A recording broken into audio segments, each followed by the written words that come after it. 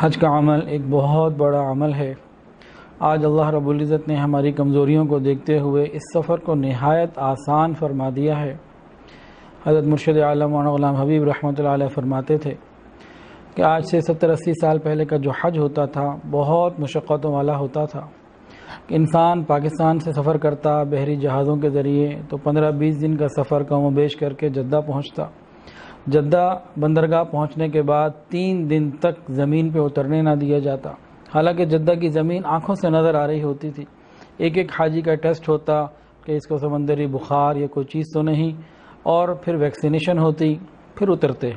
Jeddah اترنے کے بعد 1 دن 1.5 دن کبھی 2 دن کم و بیش لگتے اور امیگریشن کے پروسیس اور اگلے مرحلے کی تیاریاں ہوتی۔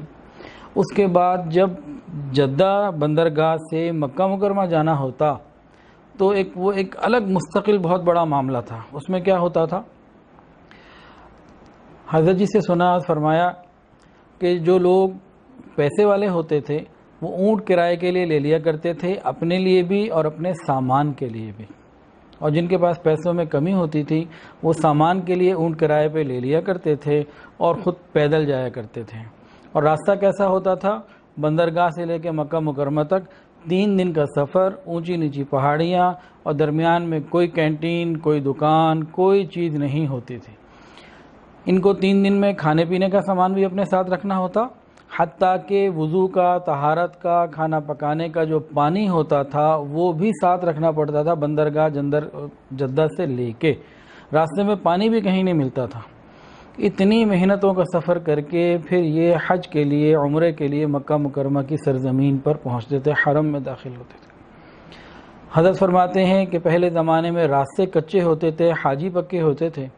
آج راستے پکے ہو گئے، حاجی کچے ہو گئے۔ تاہم اللہ رب العزت کا فضل ہے، کرم ہے، اس نے ہماری کمزوریوں کو دیکھتے ہوئے ہمارے لیے راستوں کو آسان کر دیا۔ آج ہم کیسا سفر اختیار کرتے ہیں، VVIP سفر۔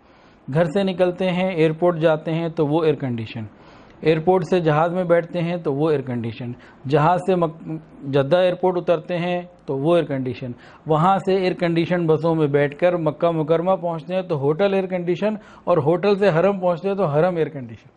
اتنی اللہ نے آسانیاں کر دی، اللہ کا شکر ہے۔